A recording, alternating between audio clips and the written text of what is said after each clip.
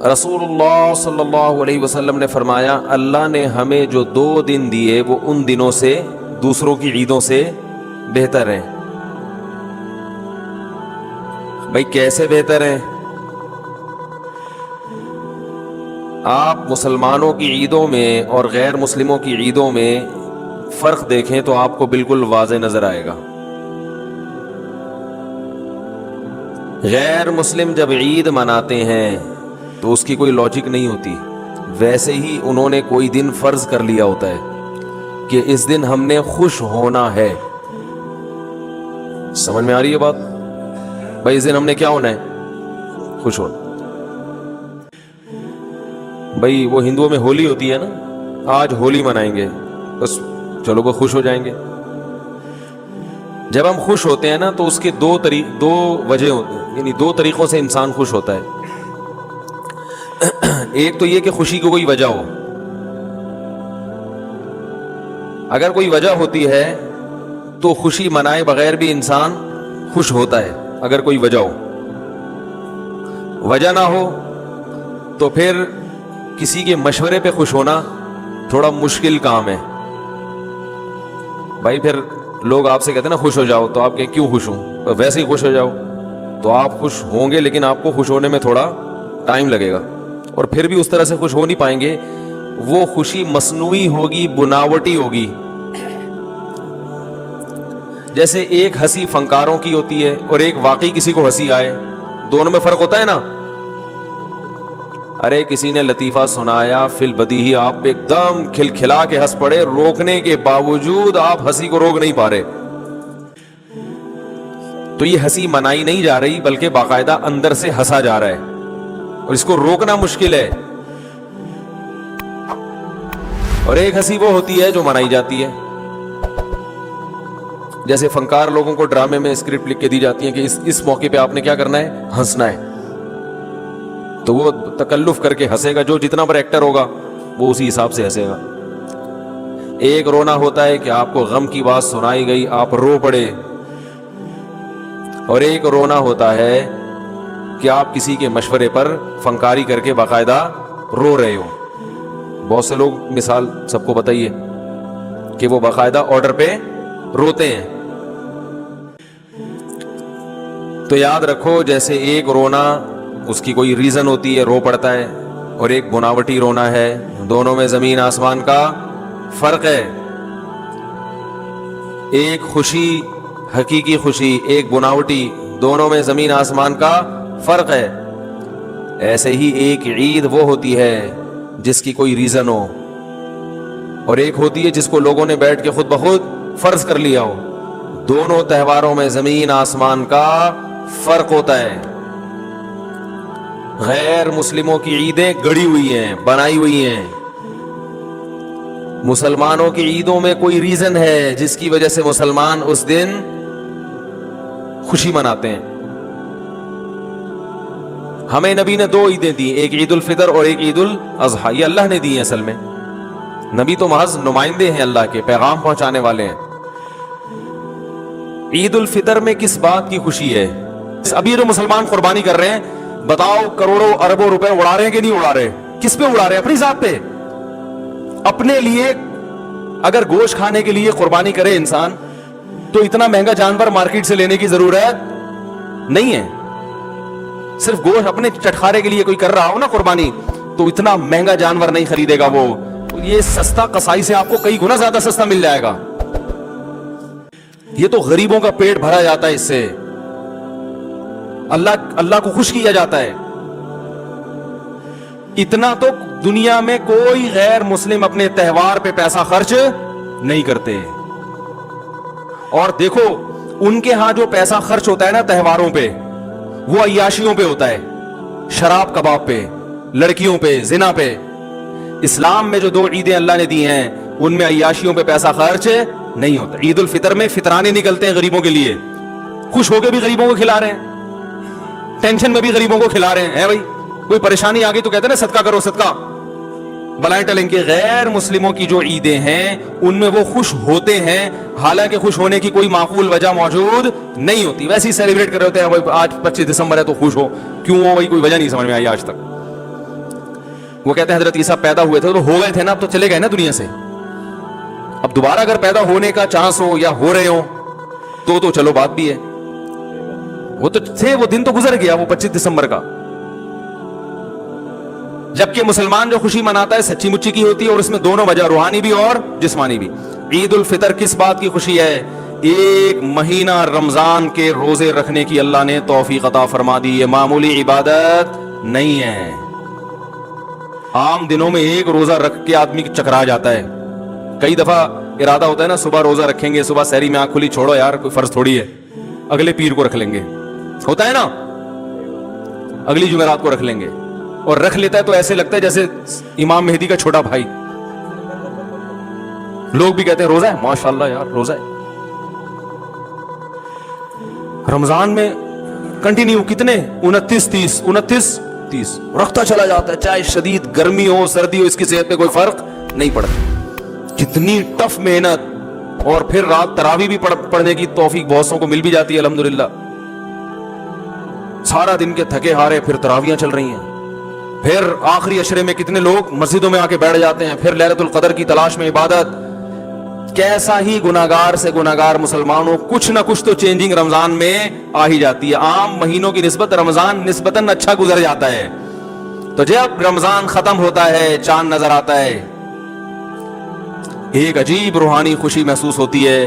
لِتُكَبِّرُ اللَّهَ عَلَى مَا هَدَاكُمْ, اللہ فرماتے ہیں تم اللہ کی کبریائی بیان کرو اس کی وجہ سے جو اس نے تمہیں نیک اعمال کی توفیق عطا فرمائی.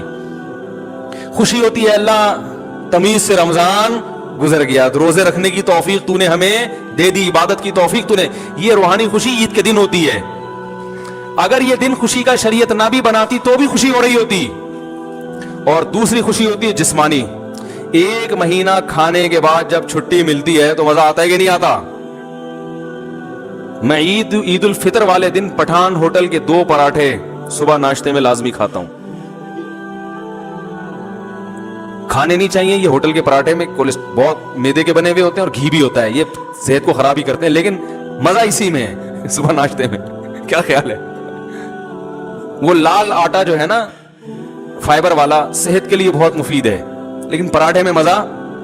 تو ہم کہتے ہیں آج عید کا دن ہے, طبیعت سے کیا کرو, پھوڑ دو. ویسے بھی کولیسٹرول اتنا کم ہو چکا ہوتا ہے رمضان میں کہ اگر وہ چند دن کچھ پراٹھے کھا لو تو وہ کمی پوری ہوتی ہے, ٹھیک ہے نا, نقصان نہیں دیتا.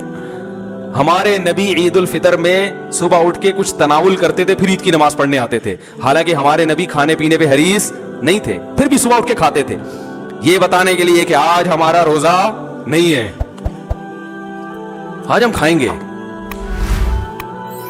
تو روحانی خوشی بھی ہے اور جسمانی بھی. ایک مہینہ کسی غیر مسلم کو بولو بھوکا رہ کے دکھاؤ, پھر تمہیں جب چھٹی ملے گی نا دیکھو کیسا مزہ آتا ہے.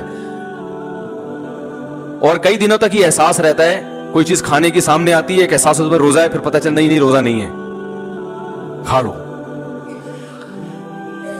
تو خوشی ہوتی ہے روحانی بھی اور جسمانی بھی. عید الاضحیٰ میں بھی ایسا ہی ہے.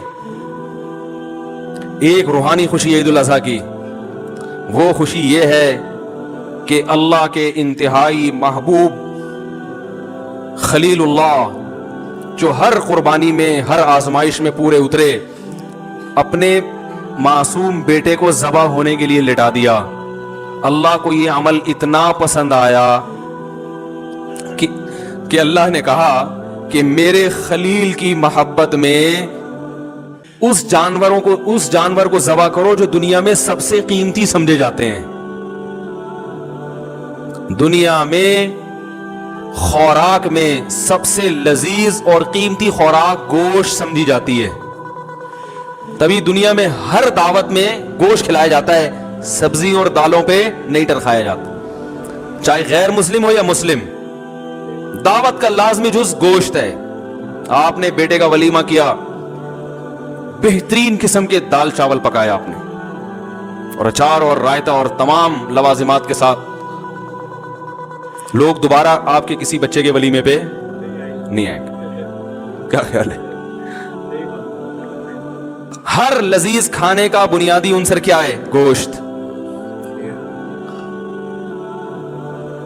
پہلی بات تو یہ کہ انسان کی بنیادی ضرورت ہے کھانا پینا. اللہ نے کھانے پینے کی چیز کو ہلاک کرنے کا حکم دیا. जो सबसे बुनियादी जरूरत की चीज है। नंबर 2, खाने में भी गोश्त, और गोश्त में भी ये 4 जानवर हैं जिनका गोश्त पूरी दुनिया में सबसे ज्यादा खाया जाता है, लिहाजा ये सबसे कीमती माल है खाने के लिहाज। ऊंट, गाय, दुम्बा और बकरी पूरी दुनिया में सबसे ज्यादा खाया जाता है, लज्जत में भी सबसे ज्यादा, सेहत के लिए मुफीद भी सबसे ज्यादा। ये जो गाय नुकसान देती है ना, ये वो उसकी वजह ये है कि एक्सरसाइज नहीं, खा रहे हैं गाय, हरकतें जो है वो, यानी वो गोश्त खा रहे हैं मगर हरकतें गोश्तखोर जानवरों जैसी नहीं है ना। भाई शेर गोश्त खाता है तो हरकतें भी तो शेर जैसी होती है ना, उसकी झपटना पलटना। आप गोश्त खा रहे हो और जिंदगी लाइफ बकरी जैसी बैठ के हर वक्त जुगाली करते रहते हो, तो फिर वो तो बात नहीं बनेगी ना। गोश्त उनको खाना चाहिए जिनकी एक्टिविटीज भी कैसी हो, उन जानवरों जैसी हैं जो गोश्तखोर हैं। तो अल्लाह ताला ने जो सबसे महंगे जानवर थे, यानी ओवरऑल खुराक के लिहाज से, उनको काटने का हुक्म दिया कि ये नफीस जानवर हैं, पाले भी सबसे ज्यादा जाते हैं, फायदेमंद भी सबसे ज्यादा हैं, इनको अल्लाह की राह में काटना शुरू करो। अब दुनिया चीखती है मुसलमान क्या कर रहे हैं, क्या हो गया भाई? एक ही दिन में इतना माल मुसलमान हलाक कर देते हैं। हमें रूहानी खुशी होती है कि इब्राहिम तो अपने बेटे को काटने पर आमादा हो गए थे। अल्लाह अगर ये कुर्बानी कबूल करके हमें भी इब्राहिम अलैहिस्सलाम की सफ़ों में खड़ा कर ले तो ये महंगा सौदा नहीं है। भी उनकी नकल उतारने वालों में अगर शुमार कर ले तो हमारे लिए रूहानी तौर पर खुश होने के लिए इतना काफी है।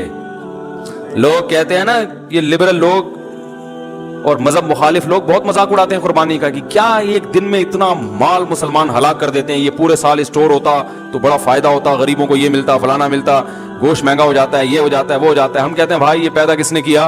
अल्लाह ने। ये तो अल्लाह ने हमें खाने की इजाजत देती, ना देता इजाजत तो हम काट काट के जला देते हैं, इनको जला देते हैं हम इनको। और मिना में जलाए जाते हैं बहुत से जानवर। हाजी इतना जानवर काटता है वहां पे, वहां सब जानवर पे ठिकाने लगाना मुमकिन नहीं होता। हमारे नबी ने 100 ऊंट नहर किए, 100 ऊंट। 100 ऊंटों को काटने का कोई लॉजिक बनती है? अल्लाह ने कहा मैंने पैदा किया ना, नहीं खत्म होंगे, मर नहीं, दिल बड़ा रख, काट दे।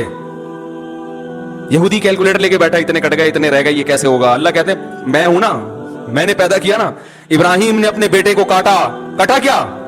उसी बेटे की नस्ल में सबसे ज्यादा बरकत हुई है, उसी बेटे की नस्ल में मोहम्मद सल्लल्लाहु अलैहि वसल्लम पैदा हुए,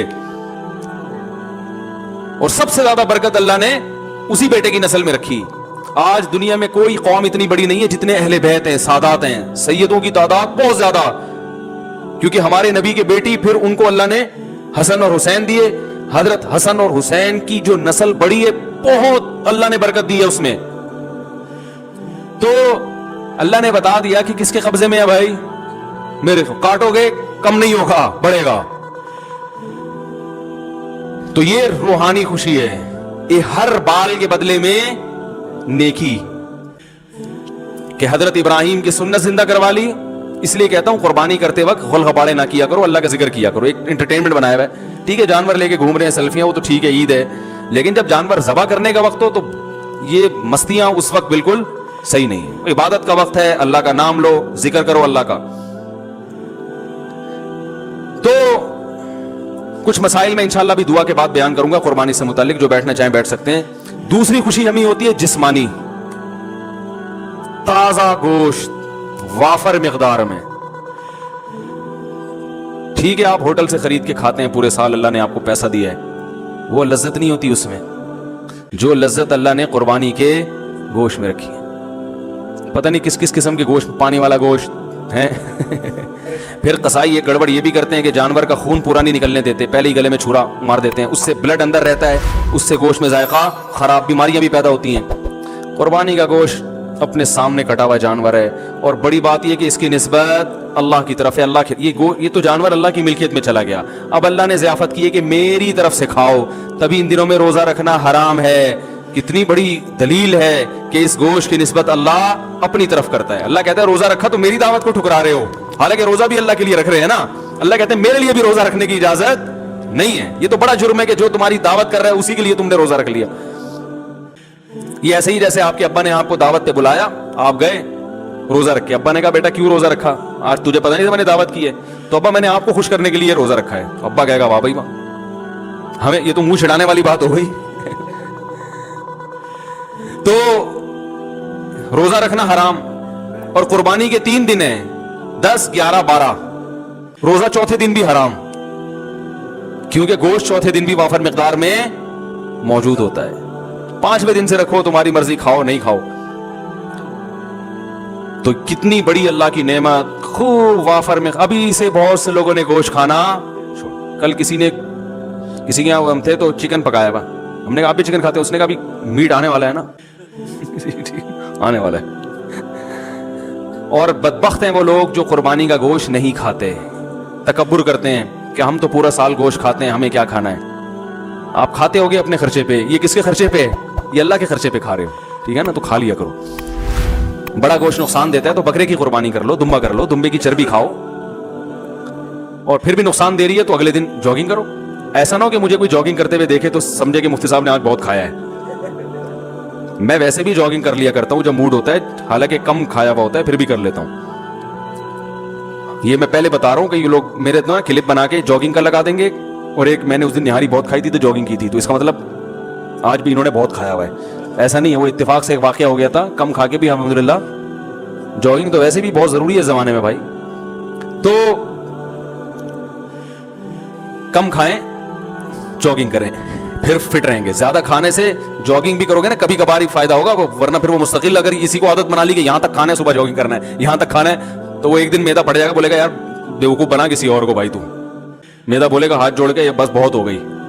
तो हर चीज वो वक्ती तौर पर एक चीज होती है। इसकी मिसाल ऐसे जैसे आप हाजमे का चूरन रखो, कभी ज्यादा खा लिया तो हाजमे का चूरन खा लो। अब आप हमेशा ज्यादा खा रहे हो कि चूरन खा लूंगा, ये तो फायदे, ये तो नुकसान की चीज है ना।